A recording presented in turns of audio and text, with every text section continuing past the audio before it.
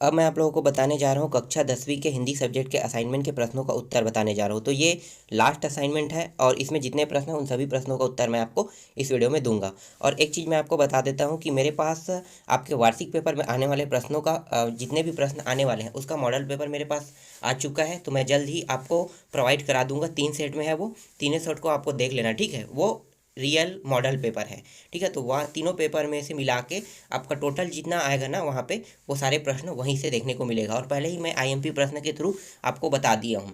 तो आईएमपी प्रश्न में भी वही प्रश्न आपको देखने को मिलेगा। जो जो लोग आईएमपी टिक के है वो आईएमपी पढ़ लेना, और मॉडल पेपर देखना चाहते हो तो मॉडल पेपर भी मैं आपको प्रोवाइड करा दूंगा। सभी सब्जेक्ट का मेरे पास मॉडल पेपर है जो वार्षिक पेपर में आएगा, ठीक है। तो चलो शुरू करते हैं। सब देख लेते हैं। यहाँ पे हिंदी सब्जेक्ट का पहला मतलब हिंदी असाइनमेंट का पहला प्रश्न देख लेते हैं।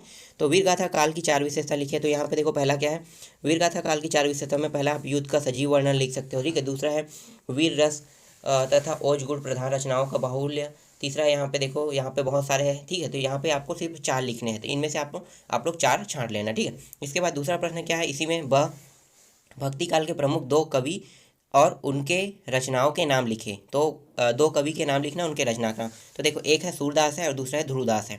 सूरदास की जो रचनाएं हैं ये सूरसागर है, और दूसरा है सुर सावली दिया हुआ है, ठीक है। इसके बाद ध्रुवदास का जो रचना है वो है ब्रजलीला और दानलीला, ठीक है। तो ये इसकी रचनाएं हैं। इसके बाद नेक्स्ट प्रश्न देखते हैं। तो अगला प्रश्न है सचिव माध्यमिक शिक्षा मंडल रायपुर छत्तीसगढ़ को आपकी 10वीं अंक सूची द्वितीय प्रतिलिपि प्राप्त करने हेतु आवेदन लिखना है उसे, ठीक है। तो कैसे लिखोगे, तो इसको आंसर देख लो। यहाँ पे प्रति लिखोगे सचिव महोदय माध्यमिक शिक्षा मंडल रायपुर के द्वारा, ठीक है। और यहाँ पे विषय आपको डालना है अंक सूची की द्वितीय प्रति भेजने हेतु महोदय, ठीक है।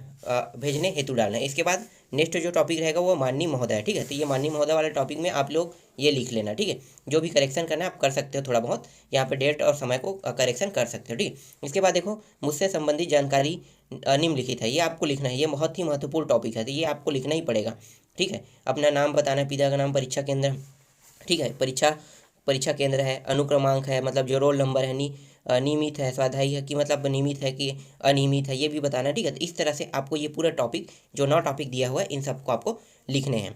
इसके बाद आ जाते हैं हम लोग गद्यांश में आ जाते हैं। देखो गद्यांश में, तो गद्यांश में पहला प्रश्न पढ़ो, उक्त गद्यांश का उचित शीर्षक लिखे। तो उक्त गद्यांश का उचित शीर्षक क्या होगा, तो ये पूरा का पूरा परोपकार पर आधारित है। इसका मतलब होगा कि परोपकार परमो धर्म, ठीक है। क्या लेना है आपको, परोपकार परमो धर्म।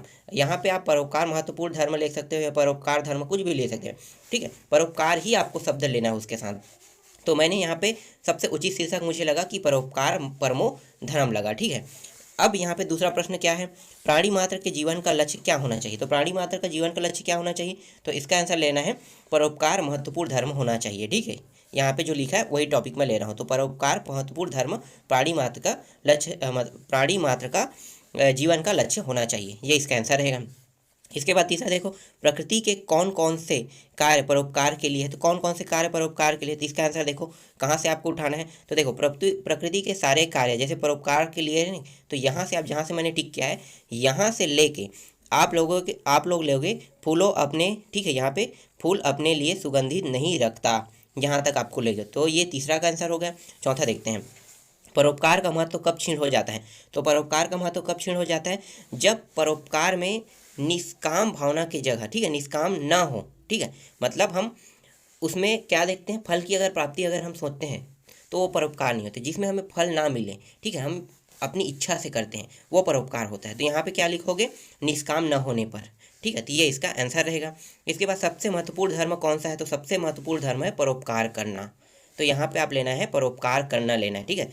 तो इसमें जितने प्रश्न थे गद्यांश वाले में सभी प्रश्न मिल गए आपको।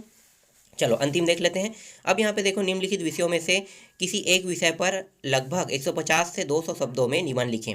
तो 150 से 200 शब्दों में हमें निबंध लिखना है। तो देखो निबंध यह है, क्या कौन सा निबंध है, वृक्षारोपण है, प्रदूषण की समस्या समाधान है, ठीक है, पुस्तकालय का महत्व है, ठीक है। तो ये इनमें से देखो मैं आपको निबंध दे देता हूँ, तो ठीक है। तो ये वाला निबंध आप लोग लिख लेना अपनी इच्छा से। आप बदलना चाहते हो निबंध बदल सकते हो। फिलहाल मैं आपको जो निबंध दे रहा हूँ ये आप लिख सकते हो या फिर आप बदल सकते हो। तो इस तरह से ये 10वीं के असाइनमेंट में जो हिंदी सब्जेक्ट है ये भी कंप्लीट हो गया।